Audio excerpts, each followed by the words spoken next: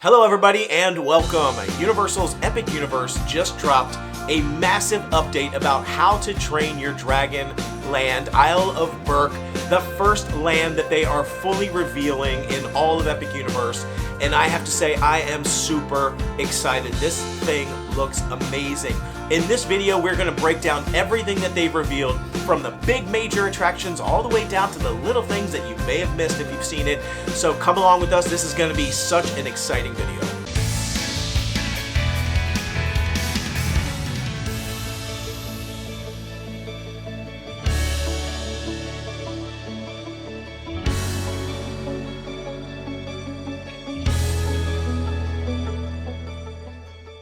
How to Train Your Dragon, Isle of Berk. As I said, the first land that they're finally revealing. They did reveal a lot about Celestial Park, and that is the central hub of Epic Universe that's going to lead to all the different lands. We did a full video breakdown of all things Epic Universe, all the things around Celestial Park. You're going to want to check that out. I will link to it below, but we went through everything that they revealed, everything that we know about that park. In addition, we go through a lot of great things in that video around the size of Epic Universe, where it's going to be located, all the back of the house operations, and why that's important for Epic Universe and Universal Studios and Islands of Adventure. But today, it's all about how to train your dragon. I am pumped for this. Isle of Berk is the island that's in the movies. This is the primary island that you're used to seeing in the films. It's basically run by newly appointed Hiccup and, of course, Toothless, his fearless dragon. But one of the things I want to mention is that on all the materials that we're seeing, everything about Epic Universe, they've actually changed what they were saying about when this area is going to come out, when Epic Universe is going to open. It was previously announced it was going to be summer of 2025, but on all the new materials and all the videos and things we're seeing, it's now changed to just opening 2025. This could mean that maybe they're thinking they might be delayed and it may not be actual summer, but I'm going to think optimistically and say it also means they might be ready earlier. So we may actually get Epic Universe earlier than summer 2025. Let's just go with that because I cannot be more excited about Epic Universe. It is going to change everything in Orlando. It's going to change everything. It's going to set the standard for what a theme park is really all about. Now, I'm going to be totally transparent and honest that How to Train Your Dragon, Isle of Berk, is probably my least favorite land, the one that I am the least excited about of all the things that are going to be in Epic Universe. I love How to Train Your Dragon, but it's just the least favorite of all the different IPs that are going to be coming in all the different spaces.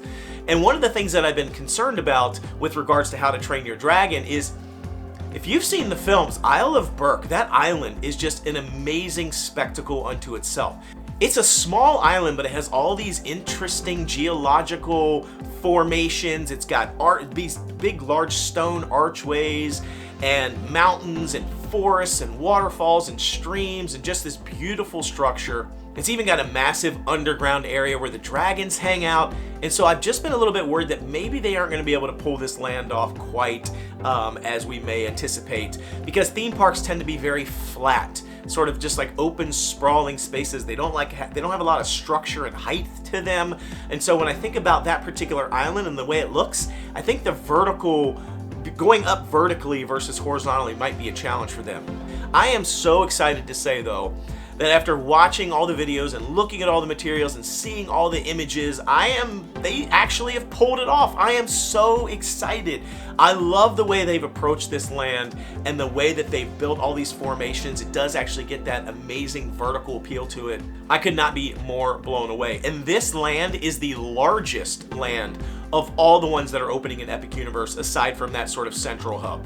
And the beauty of this land starts as soon as you go through the gate. As soon as you go through that portal, you are greeted by these two twin 40-foot gigantic stone fire-breathing statues. And they're sort of like rising out of this amazing waterscape down below.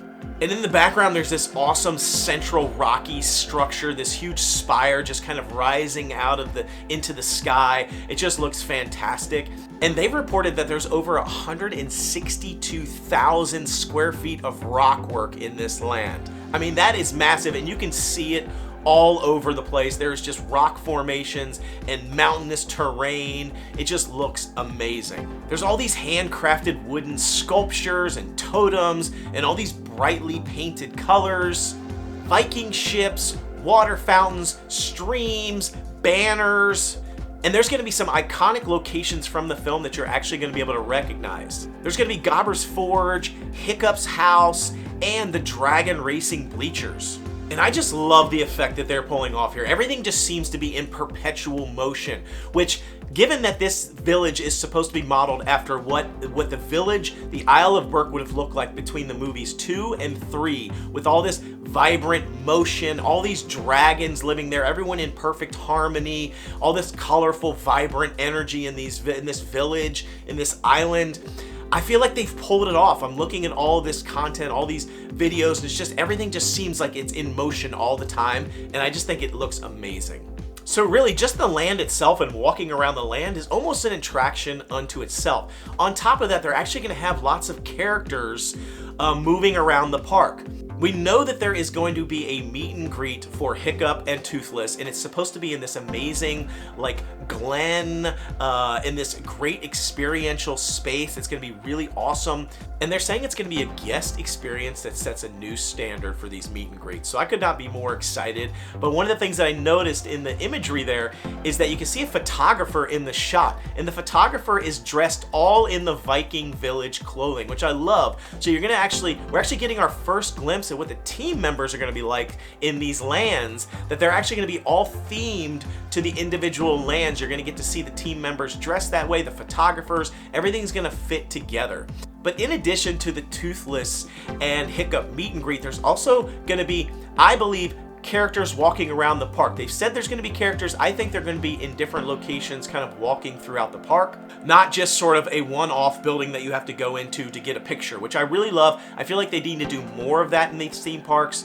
Disney needs to do a better job. I actually was at Disneyland not too long ago. They do a really good job of just having characters roam the park, whereas at Disney World, they're all in these like little contained spaces, and you have to get in a line to get a picture with them. I just love that interactive. Universal does a better job. So we're going to get Astrid and Stormfly, her dragon. I think they're going to be walking around the park. You're also going to get the twins, Rough Nut and Tough Nut. They're going to be going around the park. So I have a feeling there's going to be a lot of characters just kind of roaming. That with the team members being dressed up, it's going to feel like a really vibrant Viking village. There's also going to be around 30 animated and static dragons, all sort of dragon statues all around the village. So I think it's going to be a lot of like cool character things. You're also going to get to see Gobber and Grump at Gobber's Forge. So inside that forge area, there's actually going to be an experience with Gobber and his dragon Grump. So that's just the general island, the village, all the different characters and things that you see there. But let's talk about the big attractions. So the first major attraction is Hiccup's Wing Gliders. And this is the main roller coaster that goes all throughout the park. Essentially, you're going to be riding on the back of a dragon. You're going to be soaring over and around and through all of the entire Isle of Berk. It sounds so cool. This is going to be your more family-friendly ride here at Universal's Epic Universe. You can see sort of the standard lap bar there on the ride vehicle. Families just sort of having a fun time. And this ride goes about 45 miles an hour. We believe it has 2 launches. There's no inversions or corkscrews or anything like that. It's going to be more of a milder roller coaster ride. I like to say think Slinky Dog Dash at Disney's Hollywood Studios. Slinky Dog Dash goes about 40 miles an hour. This one's going about 45 miles an hour. No inversions, maybe some launches, just like Slinky Dog. The height requirements are 40 inches to ride this particular ride. It's only 38 inches for Slinky Dog Dash, but does go a little bit faster, so it's about a 2-inch height requirement difference. So Slinky Dog Dash is probably a good representation of what this roller coaster is going to be like. So if you're a roller coaster junkie and you love intense roller coasters, this roller coaster is probably not going to be it, but Epic Universe does have Starfall Racers. You're going to want to check that out in the other video that we put out.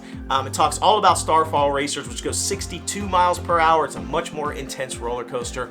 But this roller coaster going to be a little bit more family friendly. So let's talk now about the next attraction, Dragon Racers Rally. So this is supposed to be a Viking-made dragon trainer where you can actually hope to learn how to ride a dragon and potentially become a champion dragon racer.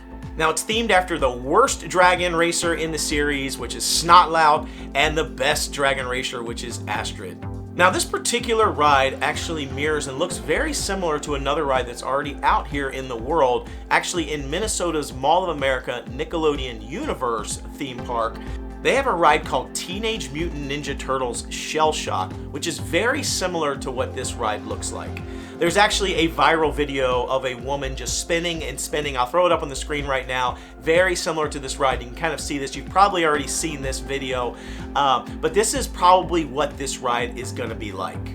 It's a high-flying, spinning ride that soars about 67 feet up into the air. There will be a mild and a wild version of it, and basically you control whether it's mild or wild based on the spinning and how you decide to control the actual ride vehicle itself. So it's going to be pretty cool. Now, for a height requirement, it's a little bit higher than the roller coaster. It's going to be about 48 inches in order to ride.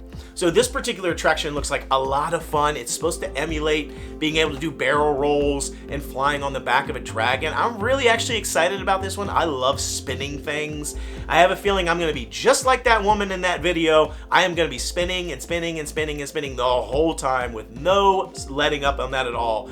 I have a feeling that my wife and some other people probably are not going to spin at all, so it's going to be up to you. It just sounds like such a fun, creative ride.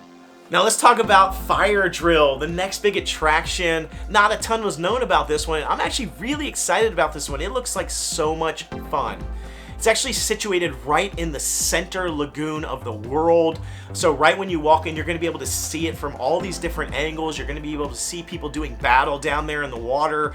I think it's going to be really cool, like vibe, especially because it has so many Viking ships in it. So of course, on Isle of Berk, with all these dragons around, you're sure to have some things get caught on fire every once in a while. So you're gonna need a firefighting team, a Viking firefighting team, to be putting out all these fires. And so that's really what this ride is all about. You become this Viking firefighter, and you get on this Viking ship and you start blasting. You start putting out all these fires with water. There's supposed to be over 130 moving targets on this ride. You will be armed with your own water cannon on this boat that shoots 28 feet. It shoots water 28 feet. That's a long distance.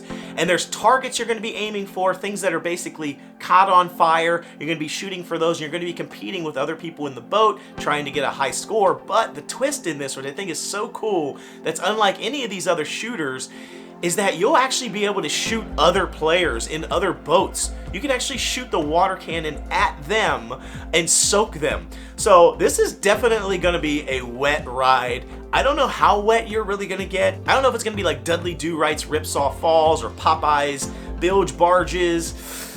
I don't know how wet. I probably won't ride it very often if you get too wet, because I can't stand being soaking wet in theme parks. If I'm going to get soaking wet, I go to the theme park to get wet and I wear the right clothes. But if I'm just there to have a good time, I don't like to get too wet. So jury's out. We'll find out how wet you actually get on this, but it seems really exciting. Interesting thing, there is no minimum height requirement for this ride. You just have to be able to sit on your own. No infants in laps, no holding of kids, but you should be able to, any height, as long as a child can kind of sit on their own, they can ride this ride, so that's really cool. Now let's move on to the big show in this land. We finally have more information on the Untrainable Dragon Show. This is an all-new live show at Epic Universe, and there are supposed to be lots of amazing effects. You're gonna have Hiccup and Toothless, Astrid and Stormfly, Gobber, lots of the characters from the movies. And this is supposed to be similar to the Untrainable Dragon Show in Universal Beijing, except it's in a slightly different setting and different timeline.